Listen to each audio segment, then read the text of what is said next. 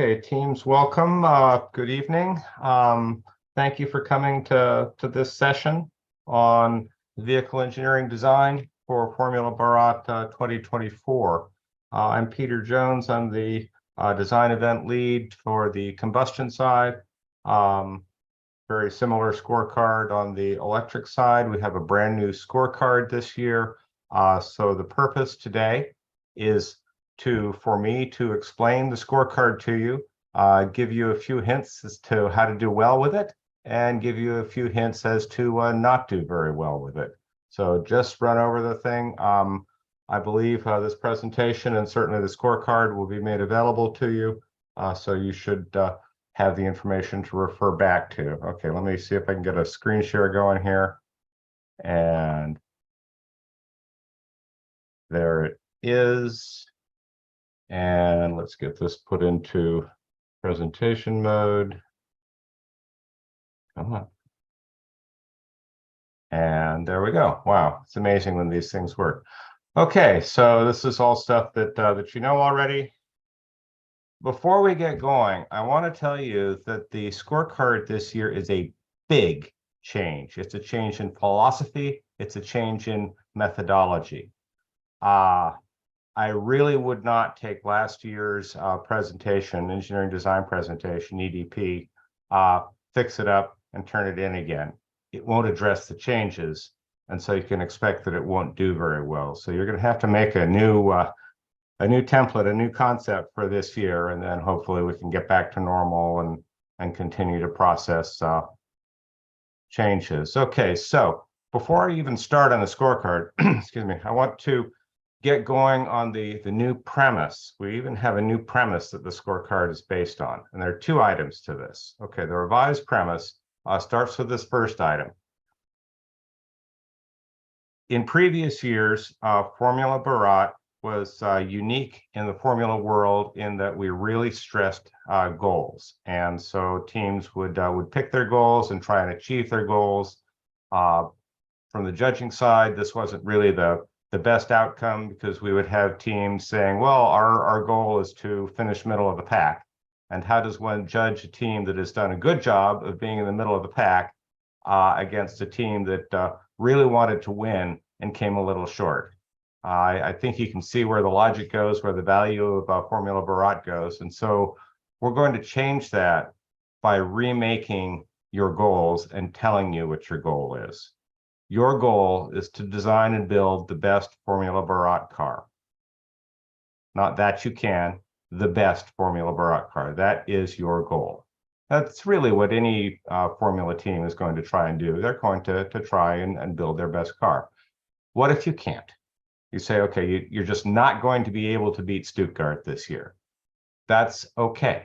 We understand that you probably won't be able to beat Stuttgart for a variety of reasons. We're going to call those design constraints. If you've got constraints that you're working under that will keep you from being that light or that powerful or that something else, that's fine, as long as you understand the constraints and can analyze and quantify those constraints. So what we're asking you to do is, instead of starting at a basic car that meets tech and not much else, and then slowly improve upon that, we're asking you to turn that upside down. We're asking you to determine from your abilities as race car engineers, as race car designers, what would be the best Formula Barat car, and then get as close to that as you can, subject to your constraints, the special constraints placed on your team, as you quantify those. Okay, now for most of these, I'm going to have a frequently committed error section, FCE, just to try and give you some examples here. Something we see an awful lot in engineering design presentations is our goal is to place in the top 5 in every event. Okay, I would have to ask you the question, why don't you make your goal to win every event? If you're going to design as little mass and as much power as it takes to be in the top 5, why not design for a little lighter and a little more powerful and win the event? What keeps you from doing that? If there are constraints that keep you from doing that, that's fine. as long as you can be logical about them, and as long as you can discuss them in judging from an engineering point of view. So as far as scoring goes, what we're trying to tell you here is that high scores in engineering design go for excellence of design, not for a really good job of getting a mediocre design. So try and stay away from that middling goal. We're not going to beat you up because you fell a little short. Okay, this is another one we see an awful lot. We are a poor and inexperienced team, and we just can't do it. Okay, first I'd like to observe that cheap is not necessarily slow. Cheap and smart is usually faster than expensive and naive. So there's nothing that keeps you from being smart. So please do so. Make the best of your resources. That's very good engineering design, actually. If you're limited in resources, fine, let us know that. But state that as just an engineering fact and not as an excuse. Okay, so what you're trying to do then, if you are a poor team, then how are you doing with the limited resources that you have? Can you prove that you've wrung the most performance possible out of whatever resource level you're going to be able to attain? Now, if you're inexperienced, that will simply reflect in your score. We're not going to be able to give you additional scoring because you're a first-year team or just don't seem to get it. And I'm afraid that'll show up in your score. But in future years, as you become experienced, then those scores will go up. Okay, so we looked at the first revised premise item. Here is the second revised premise item. Okay, we're being very explicit about this, probably finally. Yes, you may use an old design. Yes, you may take an old design as your starting point. Yes, you may incorporate that and make improvements upon that. But we're asking you in design judging in VED this year and going forward to tell us about the design of the entire car, to explain the design of the entire car. So if you're going to use that old concept, that old design, that's fine, but you have to be prepared to explain that to us from the ground up. Why did you choose it? How do you justify it? How do you have confidence in it? Why do you know that it works? If you're going to incorporate that from an old year, that's fine, but then you have to take responsibility for the incorporation. So I say the entire new design must be presented from scratch. We see an awful lot of reports that start off with our brand new design for hubs. And folks, we're not judging your hubs. We're judging your race car design. And we hope you're designing a race car and not just some hubs to put on a race car. Okay, now, an easy way to keep this sorted out is the engineering design presentation is about the car as it sits on the ground in front of us or virtually in front of us. Why is it the way it is? How did it get there? Why do you know that this is the right answer? How can you be certain of all this? That's what we want to hear about. The report, the event, the presentation is not about the team. It's not about you. It's not about what you did. It's not about where we started and what you tried to do and what you couldn't do and what you did do. It's not about you. It's about the car.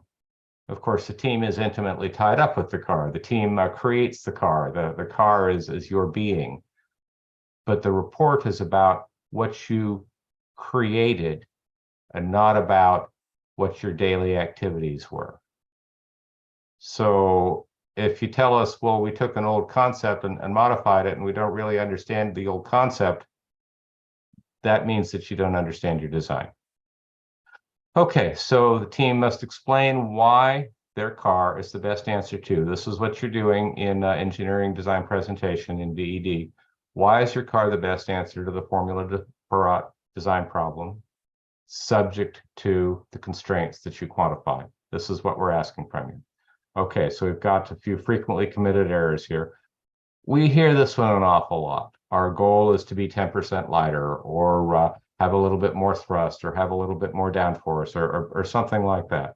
And those are not bad improvement goals, but they kind of miss the point that you're trying to explain your solution to the design problem. It's not really about whether the car is lighter or has more wings or has a greener color. It's about how many more points is it going to get. So really your goal is about making the best Formula Barat car, which is about the points that it's going to achieve and not any particular characteristic. Just as a sort of a thought experiment, I could make a car 10% lighter by using a smaller engine. Would that make it a better car? Okay, now the second part of objecting to this frequently committed error is lighter than what? Remember, your judges do not remember your last year's car. They might not even have seen your last year's car.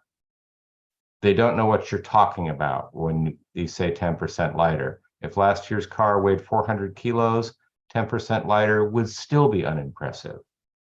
If last year's car weighed 180 kilos, well, and you can pull off 10% lighter, you deserve to be congratulated, but on detailed design, not on conceptual design. Okay, so lighter than what? And again, you're explaining the car from scratch. So then what doesn't even signify, because you're not using that what as a basis to proceed from. Okay, here's another common one. Our seniors have all graduated and we don't have their design files. Okay, folks, if there's a car on the ground and no information to go with it and you're going to use it, does that sound like a good purchasing decision? If you don't know anything about it, then I'm not going to say you shouldn't use it, but I'm going to say that you should find out an awful lot about it before you do use it. And you should also know whether or not that's a good car to use. If you don't have any information on the old car, that puts you in a bad place. That's certainly true, but you compound the error by using it without backfilling that information. Okay, so if you use an old car without any information on it, it's like buying something. It's like buying a used car that you don't know anything about. It's exactly like buying a used car that you don't know anything about. Okay, now let me try and make this a little bit more engineering logical to you. Using something from an old team that an old team developed, maybe a steering rack, maybe a rocker arm, something like that. It's kind of like the build buy decision. Somewhere in your design, you will have to decide whether to build a piece or buy a piece. Engineering usually holds that it's best to buy it unless you can build it better. So the same would go for that last year's chassis. Is it better for you to use the last year's chassis or build a new one? And the criteria that you use to make that decision are, will it do the best job of producing the best car for your team under your constraints? And again, this is all quantitative, not qualitative. Okay, here's another really good one. Last year's car did well, so we focused on making improvements. All right. I won't even claim that I've never been involved in a decision like that, but it's not a bad philosophy, but it needs to be backed up by engineering logic. So we'd have to ask of that statement, was last year's car as good as it could be?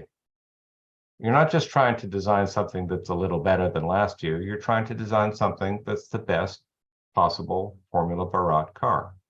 So was last year even any good? Can you demonstrate that? Can you give us in design judging an argument as to why it's worth continuing? And simply did well is not going to cut it. You're going to have to be a lot more quantitative than that. You'll need to prove that by engineering argument. Okay, so moving on, this is the new scorecard. So we've been talking about premises. The new scorecard is based on those premises. This is what it looks like. You see that this looks an awful lot like the CRM scorecard. It looks an awful lot like last year's VED scorecard, with two exceptions. The first is that the goals section has been replaced by a concept section. So this is what you're being scored on the following schedules. So you'll need to answer the questions that we've got here. The way this document goes together. For the category of vehicle concept, here's the broad meaning of the category. All of these breakdown items contribute to the broad meaning. The category of vehicle systems, this is what we expect for each of the vehicle systems.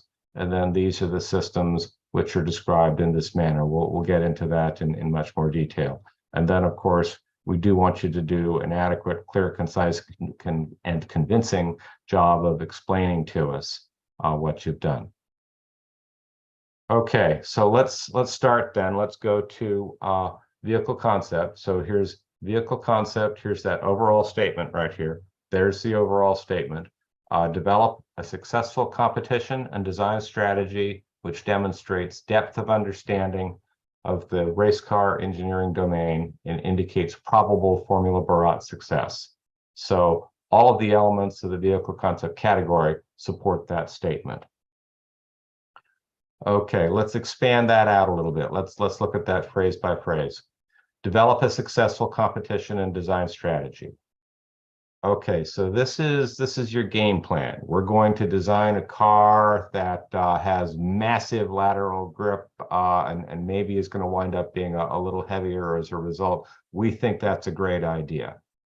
Okay, that could be, but what we're looking for is a quantitative demonstration, not an opinion. Opinions are wonderful. They help guide you. Your engineering judgment is expressed in opinions, but your engineering decisions need to be based on logic that supports those opinions, somewhat skeptically, I might add. Okay, you'll need to demonstrate how the design concept that you finally choose makes that competition strategy possible. Maybe your competition strategy, again, is to be able to turn on a single point, but maybe be a little heavy as a result. Okay, that's fine. Can you demonstrate that that competition strategy is successful and that you have a concept which suits that strategy? Okay, let's look at the second part of the requirement. Demonstrates depth of understanding of the race car engineering domain. We are looking for skill in race car design. Formula student, Formula SAE, Formula Barat. Students are some of the best race car engineering designers in the world. You have joined that set of people. We expect to see that skill come out and be demonstrated in your design presentations. Okay, so now you're applying your skill in race car design to Formula Barat, to the Formula Barat problem, not to the F1 problem, not to the supercar problem, not to anything else. You're applying your skill to Formula Barat. Okay, so a couple of things to remember in demonstrating your understanding of the race car engineering domain.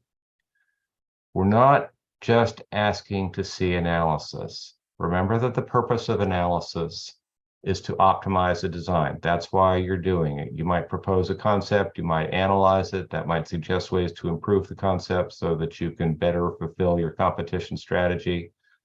That's what understanding of the domain means. Okay, simply doing analysis to show that the team can do analysis is somewhat pointless. It doesn't lead anywhere. We'll come back to this point several times this evening. Okay, and the last part of the statement indicates probable Formula Barat success.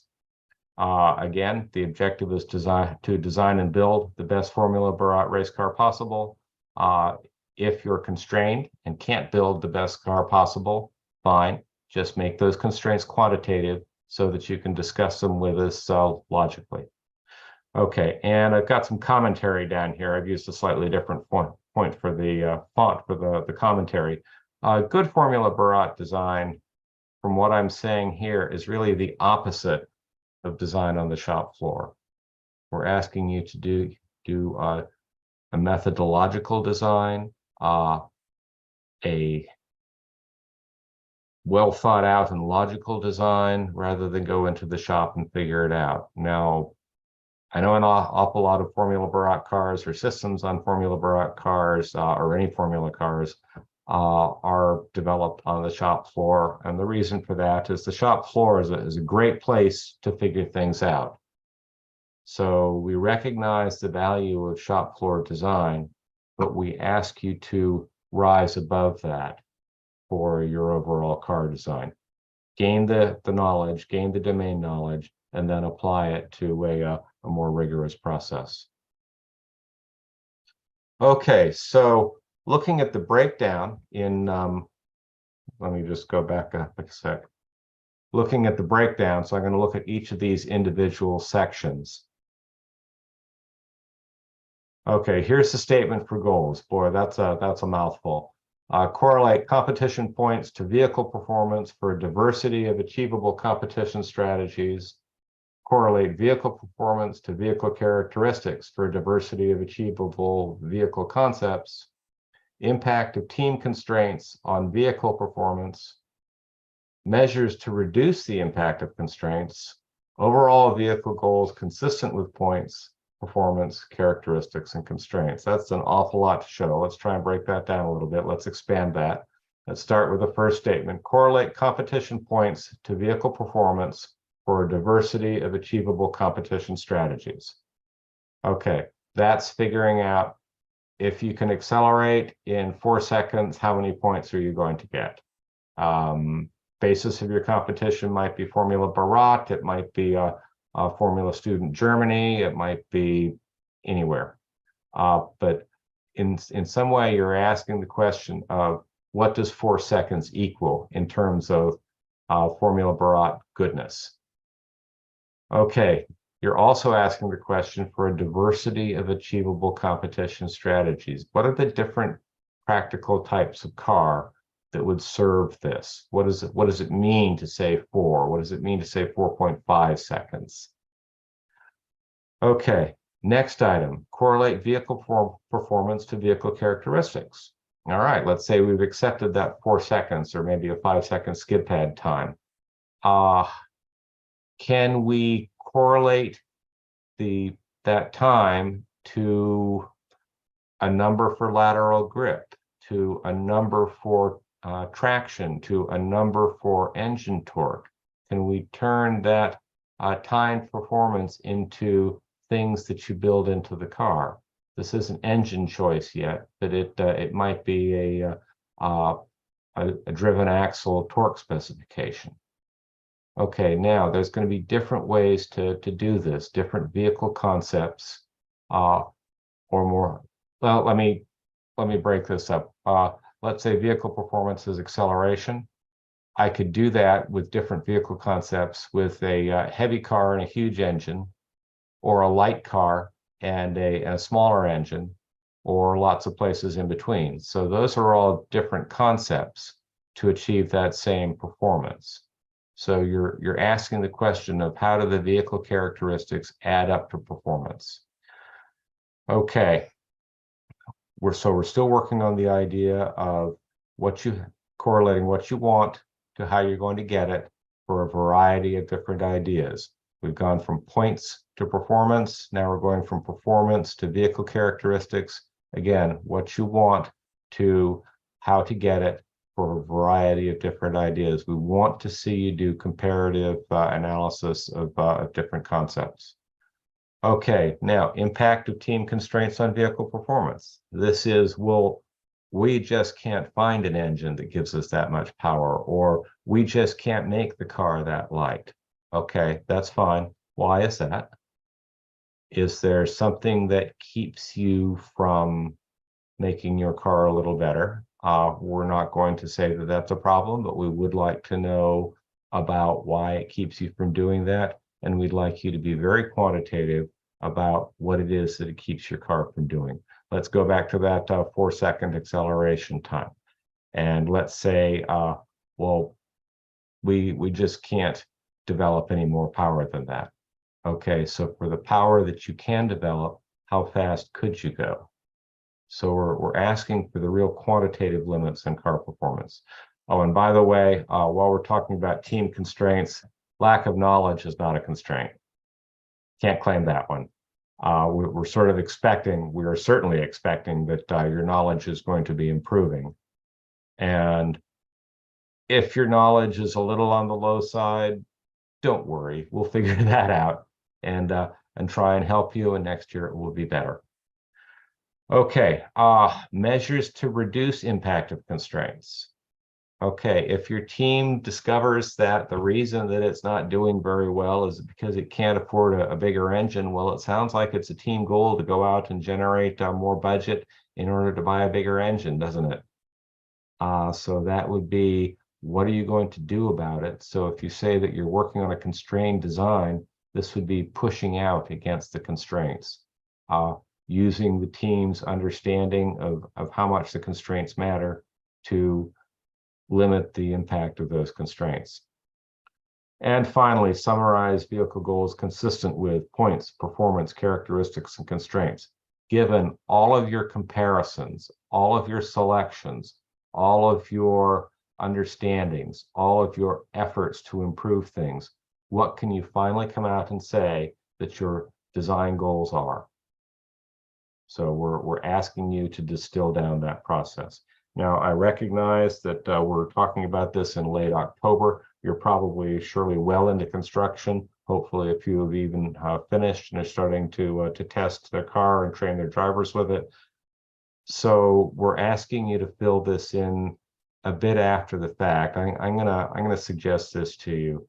I'm gonna say that probably most of this, maybe not very quantitatively, but probably most of this the team actually already did during your design process. I'd like you to recover that and write it down. If we're missing some quantitative limits, backfilling is going to be a bit of a problem, but I think that you can make a pretty good effort at that. This is what we're going to be expecting of you going forward through the years. Okay, and frequently committed errors on the goals side of the vehicle concept, lack of those competition related goals. Remember that the only purpose for a formula car is to make points in formula competitions. That's all it does. It doesn't have to be robust, except in the sense that it has to be robust enough to survive its testing, training, and racing.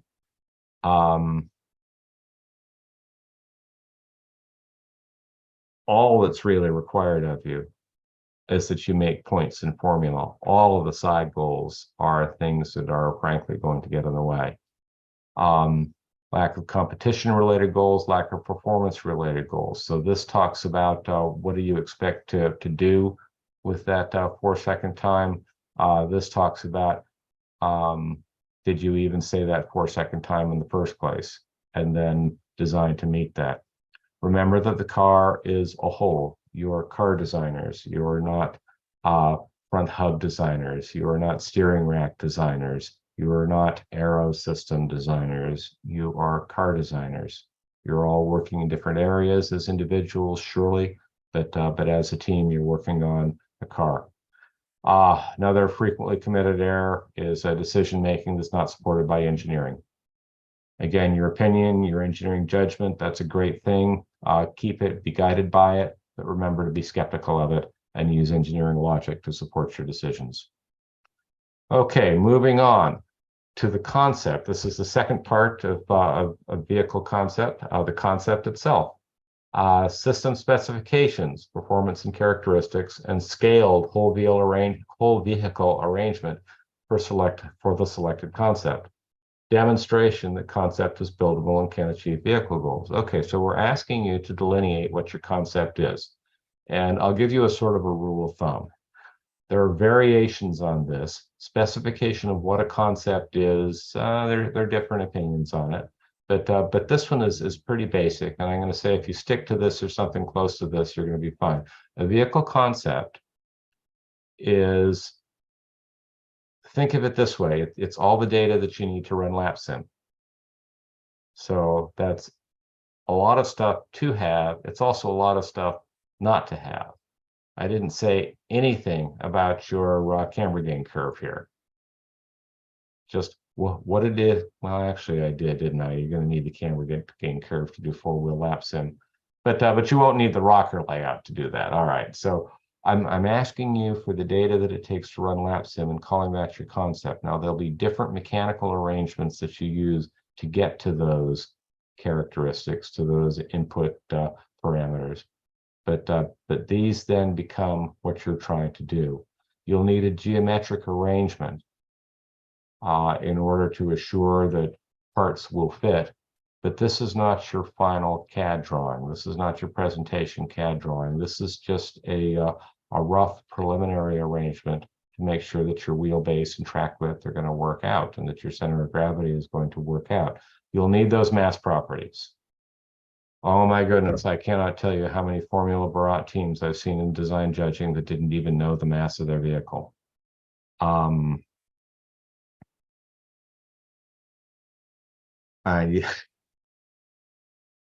Race car engineering is about power and drag, or a thrust and drag, if you like. Mass properties are the drag part. You have to know that. You've got to find that out somehow. You have to analyze it. You have to measure it. There's no excuse for not being aware of that. Let's have a cost estimate.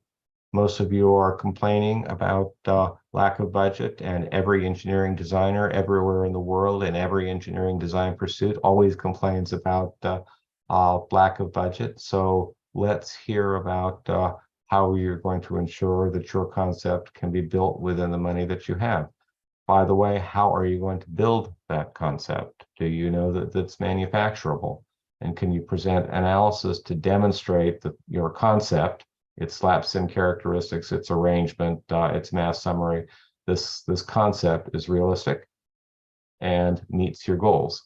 So the numbers that you've got here, they meet your competition goal. The numbers that you've got here, yes, you can do it. The numbers that you've got here, yes, it's geometrically possible. That's a concept. That's a vehicle concept. You don't need to be more detailed than that.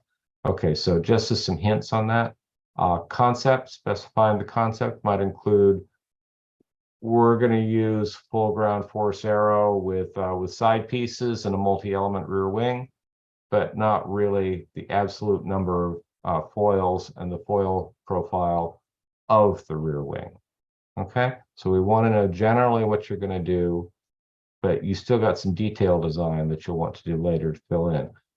In your concept, you would probably want to decide big engine or little engine, but which specific little engine, we don't really need to know that yet. You don't really need to know that yet. You don't need to bite off more of your design freedom than is necessary to. Okay, so that's what we're looking for as far as the specification of your vehicle concept. Okay, tools. Clarity, depth, and utility of analytical, computational, and experimental processes that assure accuracy of correlations between competition points, vehicle performance, vehicle characteristics, and management of the design process. Okay, so this is, we're asking you to figure out what kind of car will make what kind of times. And in order to do that, you're going to need some sort of analysis, some sort of simulation. If you can get four-wheel lap sim, great. If you can only do a bicycle model, okay, but that's going to, shall we say, increase your random error in performance prediction. If you don't even have a bicycle model lap sim and your entire analysis is based on a simple Excel spreadsheet code that does acceleration and lateral grip for you, fine. As long as you understand what you've got, what you're missing, how to use what you have, and how what you're missing increases your error bar. That's okay. So some hints there. We love to see CFD. We love to see FEA. We really don't like to see CFD and FEA unless you're using it for your design. Calculating a factor of safety. It's sort of an interesting piece of information. It's nice to know that things won't break, but is that really one of the best things that you've got to tell us? We'd like to see you use this great analysis that you've created the facility to operate. We'd like to see you use that to make design optimization decisions rather than simply calculating a factor of safety. You're not doing design to assure that you can do design or assure or validate the design, because of course, all of these, even optimum G, are just approximations. So you're not really validating. you're using these as tools to indicate a direction for improvement of your design. And that's what we would most like to hear about. And we would like to know that you understand how to use those tools to go forward. Okay, and then validation, of course. Validation that overall vehicle concept evaluations are correct and accurate, emphasizing physical testing. So let me emphasize the physical testing at the end of that statement. This is what this is about. This is about physical testing in a way that directly supports the analysis that you've done so far. Just as some hints, this closes the loop on design. This tells you whether your answer was right or whether you need to do another round of the design spiral. And remember that any design that's not validated is just fantasy, especially on a very complicated device like a Formula Barat car, where you had to make so many analytical assumptions, and the manufactured article is often so different from the analyzed article. So you really have to put that through validation to have any engineering credibility. Okay, so this is all about, let's go back up. This is all about the concept section, all right? Goals, how do you generate what you're going to shoot for? Concept, how have you specified what it is that that you're going to go forward in the design with? Tools, so that you've got what you need to complete the design. Validation, how you know that this worked out. So these two are probably the earliest goals and tools parts of the process. What are you trying to do and what are you going to use to get it? Concept is probably the result of preliminary working with the goals, and then validation, this is way down at the end of the design process. You probably haven't even really done validation yet. We put this with vehicle concept to make the point that the purpose of validation is to support the assumptions that you've made here. Okay, so now let's talk about vehicle systems. We've got a bunch of different types of vehicle systems. Each vehicle system needs to follow this format, and we'll look at this a little bit more. Then these vehicle systems are the things that wind up following that format.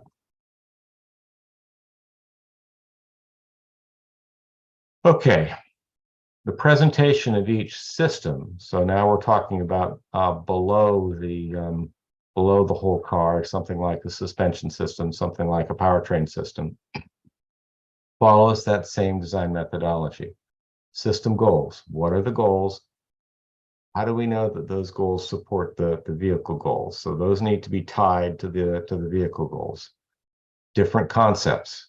We'd like to see different ideas and how you contrast them against each other. It is axiomatic in engineering design that there are 1,000 different ways to design for the same effect. We'd like to see some of just a few of those 1,000 ways, maybe not all 1,000 of them. 2 or 3 would probably do us. Okay, of the different concepts, how do you evaluate and select between them? And we're looking for something quantitative here.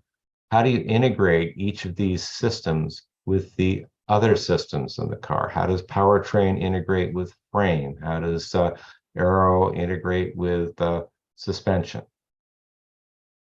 Performance simulation.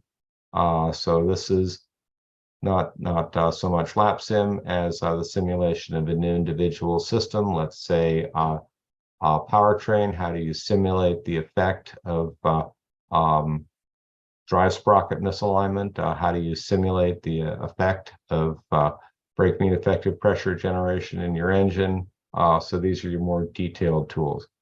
Machine design. Boy, this is, we could call this mechanical design. We could call this detailed design. We could call this a lot of different things, but this is, hey, have you designed a piece of machinery that's actually going to work? Have you done that professionally? Does it look like it will work? Have you designed it for manufacture?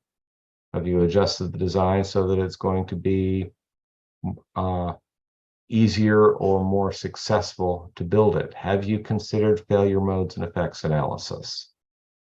Okay, failure modes and effects analysis is what might go wrong, what else might go wrong if it does cause a problem, and what is the design corrective? How can you fix it? And every system in the vehicle needs to go through a fairly rigorous failure modes and effects analysis to keep your car from being unreliable, to keep it from failing to perform its function. All emphasized with physical testing, so this is probably testing of individual systems as opposed to testing of the whole car. Okay, so what I've shown to you is a design process. Okay, you could call this a loop. There's an outer design loop for the whole car. There's also an inner design loop for each of these systems. And of course, these loops, since they're loops, they'll be iterated. There'll be a global iteration of the car design and then smaller iterations of the individual systems designs. And we obviously don't have the time or bandwidth to hear all about that from you in design judging, but we would like to hear some high points, and we would like to have the confidence that you've carried that process forward.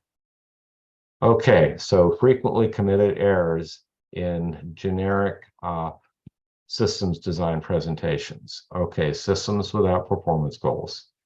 Okay, so for instance, if you say you want a particular longitudinal tractive force, that's performance, but the choice of an engine is not. Okay, so I might decide I need to get this much thrust at the rear wheels, but that's something I can design to, but a KTM 390 is not really something that's going to optimize my design. I'll make that choice later, but that's not a goal, that's a result. Okay, system goals that don't include the cost of achieving them. So for instance, if I'm going to say I want a particular tractive force, what am I willing to give up for that in terms of weight? How much weight budget will I give to the propulsion system designer in order to produce that lovely number there? How much will I give up in terms of money? And how much are things going to cost? Really, you can't get it down to the individual unit of currency, but you can get an idea in order of magnitude. What will it cost in terms of manufacturing time? What will it cost in terms of actually being able to operate the car? Okay, so other frequently committed errors, system designs that do not feed their design results back to the system design process and back to the whole car design. Let's say that my tractive force system winds up exceeding its weight budget by 10%, and there's just nothing I can do to get that force that doesn't wind up with 10% more weight.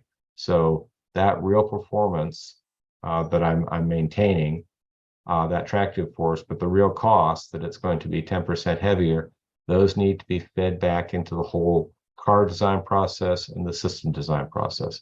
What if, because my propulsion system weighs 10% more, I need to go back and rearrange the car and its center of gravity and a few other things? That's what I'm talking about, feeding the results back. We got some more frequently committed errors here. For instance, system designs that don't interact with other systems. Okay, every system on the car connects. It connects by force applied and reacted. It connects by flows of liquid, flows of motion in and out from one system to another. By electrical systems, exchange charge, weight, of course, arrangement problems, getting in the way of space, getting in the way of maintainability, and on and on and on. So a system design never exists all by itself. It only exists in interaction with the other systems, again, because the only thing that we're designing that exists by itself is the whole car. Everything else is just a part of the car and has to work well with the other parts. Okay, frequently committed errors. Putting some neat stuff in your systems design. This year we decided to incorporate whatever that focuses on selection of design features over accomplishment of design function. This year, we decided to use gurney flaps on the aero package. That's wonderful. Why did you do that? What were you trying to accomplish? Was that the way to do it? Is there another way to do it? Please tell us about design function before you tell us about design feature. Okay, frequently committed error, selecting a design alternative. This year we decided to put gurney flaps on. We'll pick on the same thing without generating alternatives. Are there other ways to get that same downforce at a similar cost, or maybe at lesser cost in terms of drag, in terms of manufacture? How do you know until you compare? You may know that those gurney flaps are a great idea, but run it through the process and make sure that you're right. The knowing, I'm going to call that an opinion. I'm going to call that an engineering judgment. And it may very well be correct, but you need to demonstrate that to yourself, to your teammates, to your judges, to your customers eventually. Okay, and another frequently committed error is just the lack of testing. If you have said you need a particular tractive force at the wheels, do you know that you got that? So was the system design successful? Okay, so now let's look at some particular systems to try and give you a little bit better idea. So we're following the same system. We're following this format for each system. So let's look at the vehicle dynamic system, and this includes tires, suspension, steering, braking, and notice that we put aero in with vehicle systems. The aero is mostly for the purpose of producing ground force. Okay, ground force is all about what the vehicle dynamic system is doing. So we're steering and braking. And so that's where it goes. It's not all by itself. Functionally, it belongs with vehicle dynamics. Okay, so let's talk about tires for a second. Like a ship's hull or an airplane wings, race car performance is entirely about what's going on at the tire patches. So your job in creating success in Formula Barat involves getting those tire patch forces bigger, better directed, more robust, whatever it takes. But the whole race car is just a machine for oriented those tire forces, and vehicle dynamics addresses that directly. Okay, so frequently committed errors in vehicle systems specific to vehicle dynamics, failure to follow the format. That format. So we want to see that in every system. Okay, boy, another big one. We see this all the time, much more often than not. Aero and vehicle dynamics teams that don't talk to each other, with the amazing result that the ground clearance that Aero expects, VD doesn't deliver. The lack of roll that Aero expects, the VD team doesn't deliver, and pitch and so on. Again, you guys, you're designing a car. You're not designing a system. We're not going to give gold medals to the best aero design. We're going to give gold medals to the best car design. Okay, frequently committed error is designing for a feature. We see roll center picked out a lot instead of for a function like lateral grip. This is what you're trying to do. This is one of the ways that you can get there. There are others. Frequently committed error, we see this an awful lot also. Design for a steering system. You figured out you need to have a goal, so very often turning radius is picked as a goal. That's fine, folks, except that that's not the way race cars work. For your tightest possible turn, each one of the four wheels is in lateral and longitudinal slip. So the Ackerman analysis that you're showing us stopped applying a long time ago.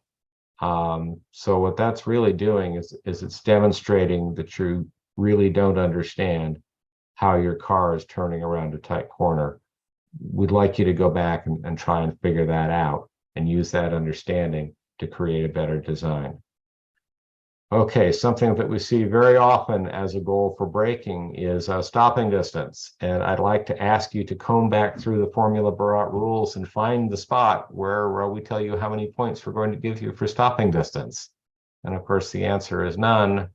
You can put braking system goals in terms of breaking point for a tight turn, if you want to look at it that way.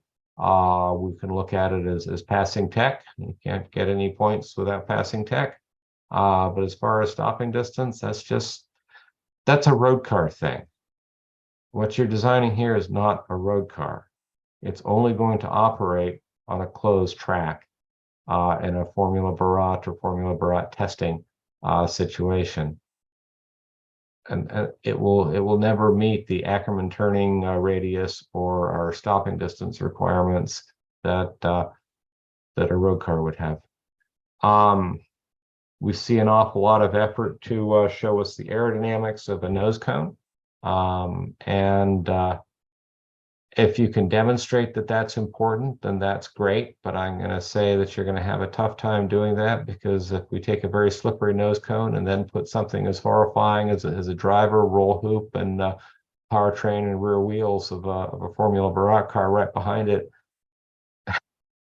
one, it invalidates the nose cone analysis because it changes the downstream condition. And two, whatever improvements you make to the nose cone don't even matter anymore. So that's another reason why we're specifying that this is ground force aero that we're talking about. I don't recommend that you make the drag worse, but I don't suggest that you put any effort into making it better. Now, let me give you a hint here. Kind of going back to the whole idea of design judging and philosophy, we've talked about the value of the tire patch forces. Well, it's tough to really know those if you're not a member of the Tire Test Consortium. That means that you have to sign up, you have to pay the money, they give you the data. What if you can't do that? What if it's a choice of do we either buy tires or buy TTC membership? You kind of have to have the tires. That's going to be tough to race on your data plots.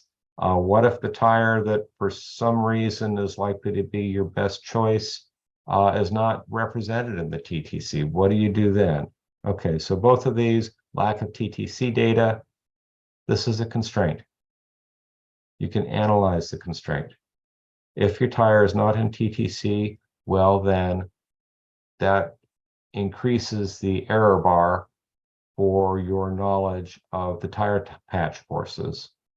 So that's fine. The error bar, the standard deviation of your estimate of the force is something that goes into your analysis. Race car design is fuzzy. It's fuzzy analysis. It's fuzzy design. And the less you know, the greater the fuzz, the greater the uncertainty. And that's okay. That's all part of design. So if you've got some constraint here, evaluate it as an engineer instead of expressing it as an excuse. Okay, let's talk about powertrain. All right, this is combustion after all. Okay, powertrain is all about everything: the engine, the gas going in and coming out, the cooling system, noise, fueling, lubrication, etc. It's everything from the incoming air and fuel to the outgoing thrust of the tire patches. Okay, so I think that's pretty clear, and I think the process we're talking about is pretty clear. But let me talk about some errors in powertrain. This is one of my favorites. We read in a lot of engineering design reports about the power of the Triumph engine, or the power of the KTM engine, and we noticed that those are all published power figures that go with the motorcycle that this engine is installed in. And of course, when in Formula Barat mode, you're not making that power. With a lot of effort, maybe you're making more probably. With restriction, you're making less. But one way or the other, the power there doesn't really have anything to do with how that engine performs after it's been converted in some way in order to be a Formula Barat engine. So we really don't want to hear that because it's just fantasy. Okay, here's another good one. We often see engine selection based on the power to weight ratio of the engine alone. That's another really useless figure. A more useful figure might be the power of the engine to the weight of the car that has that engine installed in it. So that's the car plus the engine plus whatever systems differentiate one from the other.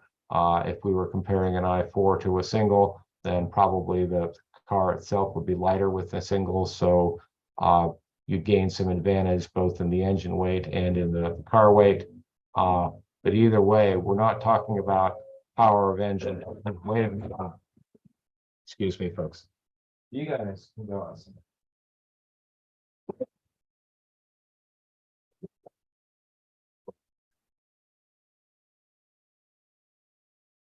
Sorry about that. At the start of this session, we had two Labrador retrievers sitting nicely on a couch and taking a snooze, and then something excited them. So I had to take care of them. Okay, so remember, folks, you're talking about a whole car. You're not talking about an engine or a propulsion system or a powertrain system. Okay, tough to really manage that conversion of a motorcycle engine to a Formula Barrata engine without an engine dynamometer. Now, that's kind of a tough piece of hardware to come up with. It's an expensive piece of hardware to gain access to. So we wish you had it, but understand that you might not. If you can't use an engine dyno to get your fuel map worked out, to specify your torque curve across the RPM range, what is that going to cost you by using a calculated torque curve or an assumed fuel map? What performance do you lose? What uncertainty do you gain? Would it be useful to spend the money that you spent on some other part of the car to get on a dyno so that you could reduce the lost performance or reduce the uncertainty? Maybe it wouldn't. So that's a question that we'd like to see you consider. And questions like that. Try and view constraints as something that can be modified with effort, and you're making the choice to modify a constraint or not. Okay, so a good frequently committed error there is to just say, hey, this slams the door shut. Well, maybe it does, maybe it doesn't. But either way, do you understand the cost of that door slamming shut? Okay, another frequently committed error. We see an awful lot of steady flow analysis. Of course, gas flows are transient. Transient flows are really difficult to analyze. Again, we're not saying you have to do transient analysis. We're just saying we'd like you to have some understanding of what do you lose by not doing transient analysis? What would it cost you to gain the transient analysis? Okay, cooling system. You guys have heard me talk about this an awful lot, and you know that a poorly designed system doesn't work and is heavy. So all of the parts of the powertrain system need to demonstrate good design. Noise attenuation, that's just a go, no-go, isn't it? I mean, either you make 110 decibels in the reflective, absorptive atmosphere of testing at Coimbatore, which may be different than what you tested back at your shop.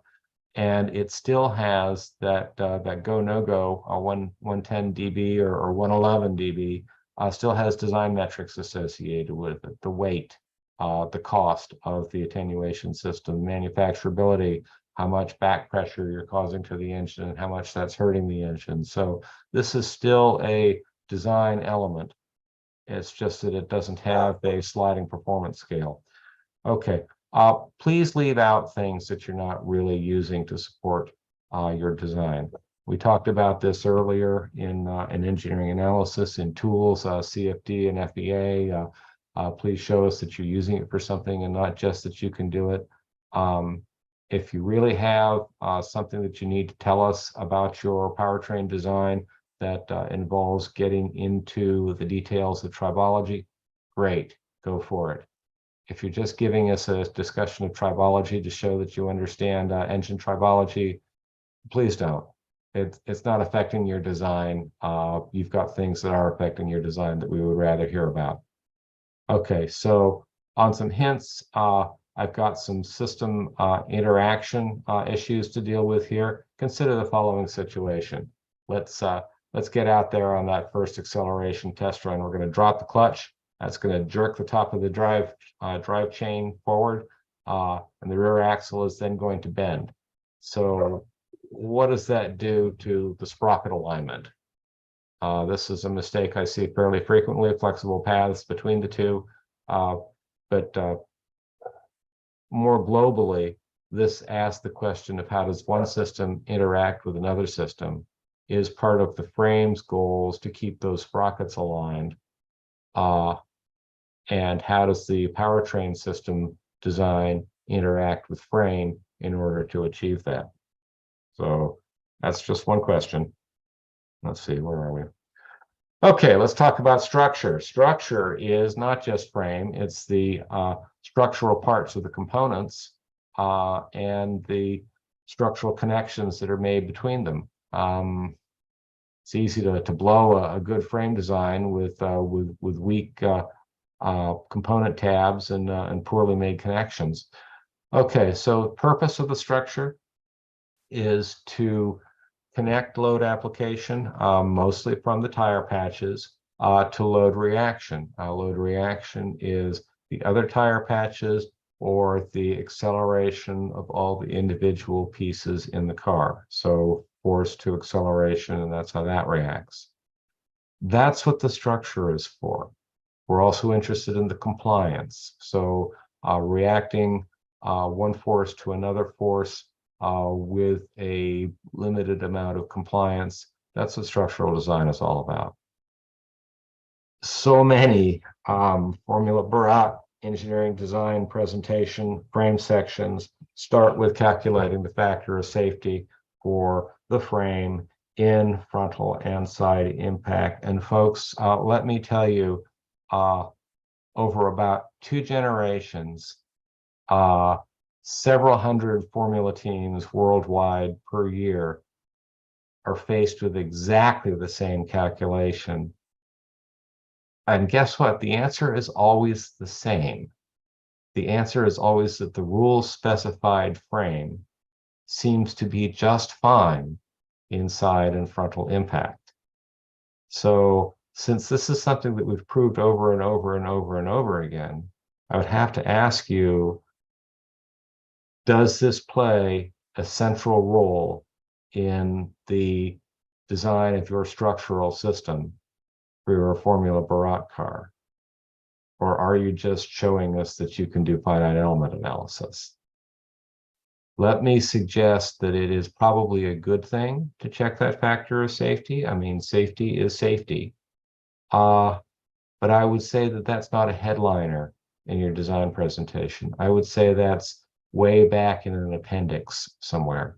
Now, if you did do a very interesting frame design, skirting around the rules in a way that maybe we haven't thought of yet, and you think that you've gone enough away from the normal that you want to make sure you're okay, well, yes, then absolutely, it would be prudent to go ahead and check these things. But you still have to ask yourselves the question of, is this something that belongs in an appendix, or is this something that belongs as a headline for the structural system design process? Ask yourself, what is it that you're trying to do with your structural design? Okay, so a couple of frequently committed errors here. See a lot of material choice based on material properties, ultimate strength, Young's modulus, density.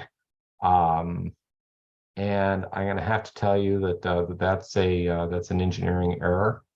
If I want to compare, let's say, mild steel to chromoly, then it wouldn't be by comparing densities and yield strengths. It would be by looking at a frame design with a constant strength and compliance requirement, one designed with mild steel and one designed with chromoly, and then asking the question of which one is lighter, or which one is cheaper, or which one is more available. Because that strength and that compliance come not just from properties, but also geometry, obviously. So if you're going to choose a material just based on properties, you're missing the geometry that makes the most of the properties. And so you've made a naive decision. So in order to make a material choice, you have to look at material applications. It won't be sufficient to simply shop for good material properties. Okay, and another frequently committed error in structures is starting the frame design too early, folks. The frame is something that stitches the pieces together rather than the pieces have to conform to. Best way to design a frame is to lay out the pieces of your vehicle, the components of your vehicle where you need them to be, and then force the frame to hold them together. When the frame says, I can't do this, then you adjust the location of the components. But if you start with a frame and fix that, it has a way of making the car big and heavy as a result. So I would say delay your frame design a little bit. Okay, driver interface. This is huge. It involves all of the biomechanics of not only static fit of the driver, but dynamic reach of the driver to controls, the driver's ability to sense the condition of the car on the course, the driver's ability to actuate quickly, directly, whatever control actions are necessary, and using all of these to design the driver interface, the driver vehicle interface. Think of it this way. Your driver is an athlete. The Formula Barat car is a piece of athletic hardware. You're trying to make it as likely as possible that your athlete is going to be able to manipulate the athletic equipment in order to produce a spectacular result.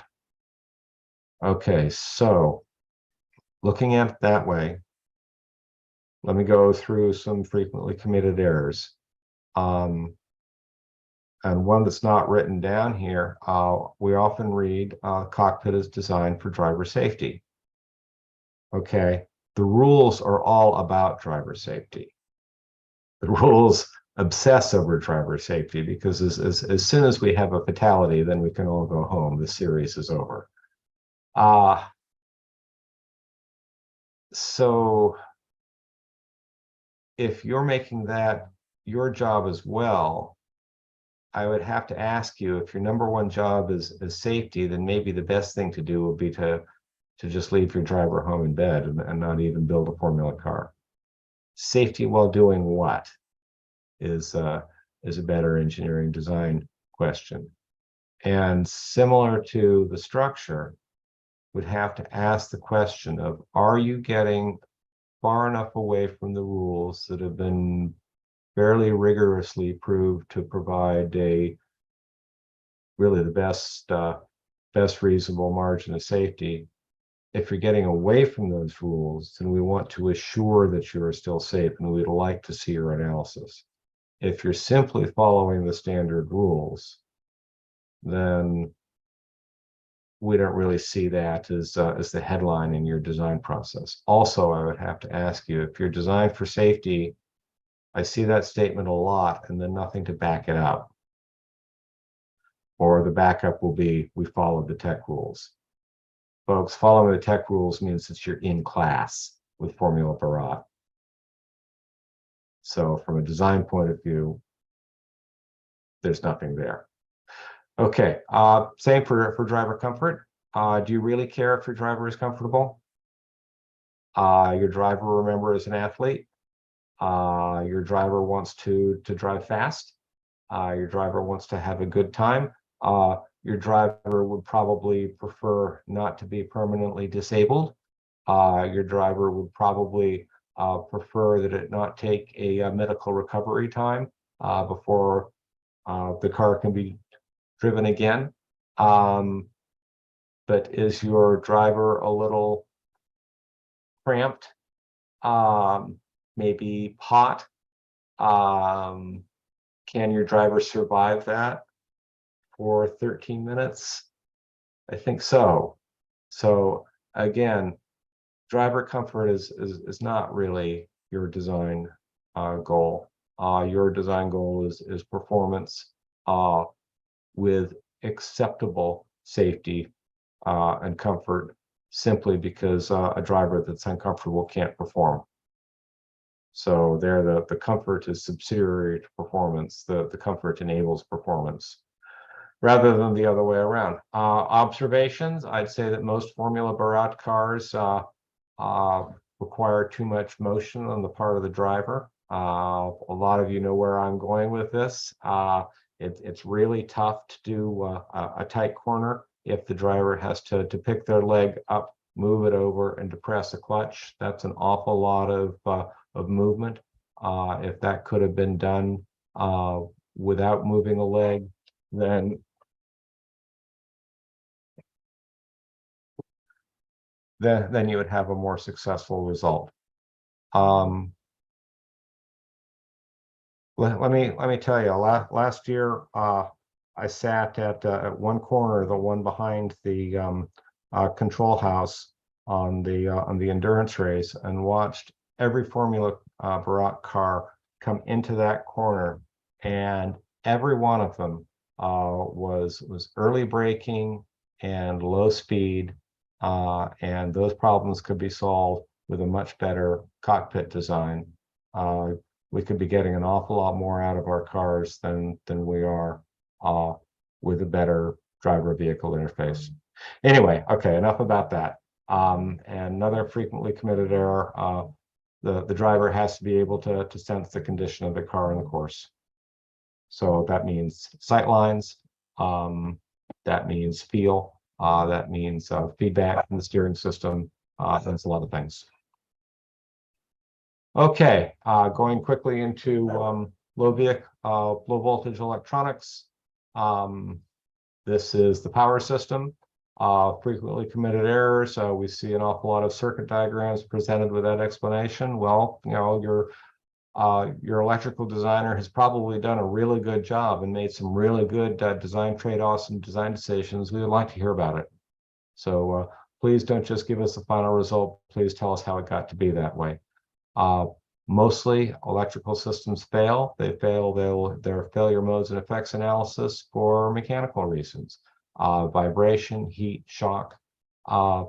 So please don't neglect the mechanical design aspects of the electrical distribution system. They make that circuit diagram continue to operate that way.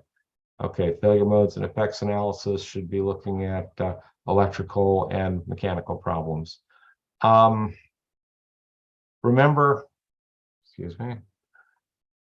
that you've taken an engine from a motorcycle, most probably.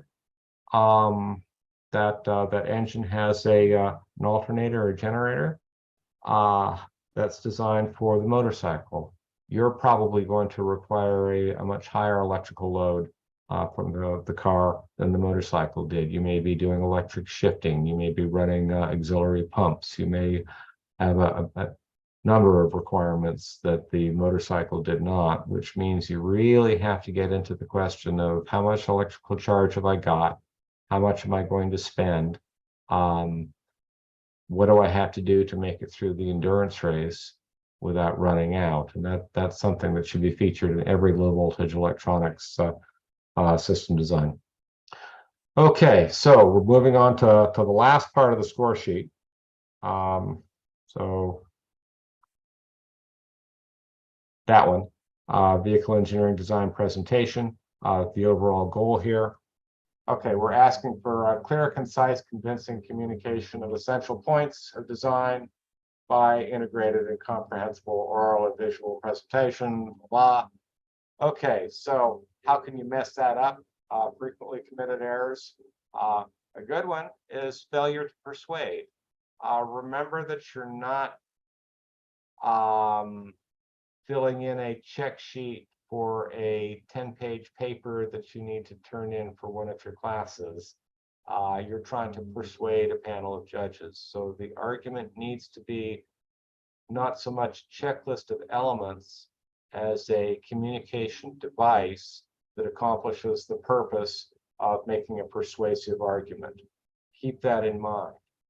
A frequently committed error is to ignore the 80-20 principle. This is also known as the Pareto principle. The holding is that you will get 80% of the benefit from 20% of the things that you say and other variations. So if you ignore that and insist on telling us the other 80%, you're only gaining another 20% in value. We're asking you to go through your presentation, make sure you're giving us the good stuff, present it in a way that is persuasive, and some of the things that you've got that you did this year for design don't even need to be mentioned because they don't make the cutoff of being important enough that you're going to get more points for them. Okay, frequently committed errors. If you're going to present a figure, we need to be able to read it. When figures come out of, say, CFD, they have a very small font, keys, and scales. If we see a plot and can't read the scales or read the key, I'd have to ask you, what does the plot say? From a presentation point of view, it's just a line. It's just a line on a page. It doesn't mean anything. As far as other things that don't mean anything, try and avoid stuff like watermarks, borders, templates, all the extraneous stuff. If it's necessary for your presentation, for your message, absolutely. But I'd ask you to try and remove stuff that get in the way of the clarity of your presentation. Slow things down a little bit. If we can't grasp what you're saying, and remember, we're hearing this for the first time. You've been over and over it, but we're just hearing it for the first time. If we can't grasp what you're saying, we can't give you much credit for it. So figure out what is the most valuable thing to say. Make sure you say it, and say it in a way that we can perceive it. Okay, and of course, lack of proofreading and practice. So that's just a reminder. So that's all I've got for formal presentation. So I think at this point, Sanskar, I'm a little over time here, but can I take some questions? Yes, if we have any questions, we can take that.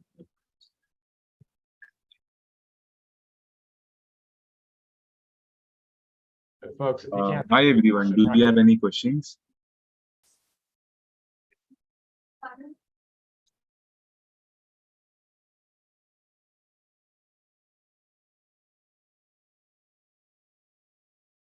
Okay, well, that was an awful lot of information. I'm sure you're going to have questions as you go through this. Reach me through Curiosum, and I will get you a reply to your question, usually fairly quickly. So please go ahead and contact me if you've got anything else you need to know. But let me ask one more time. Any questions for this morning, for this evening? Excuse me. All right, Sanskar, I think we've about got it. Yeah, I think we don't have any questions right now. So if I receive any questions, I will share it with you. Okay. Thanks a lot for hosting this session. Okay. Folks, again, thank you for showing up this evening. Hope I've helped you a little bit, and really looking forward to seeing all of you in not very many months. Good luck with the cars. Thank you for joining, everyone. All the best for the conference.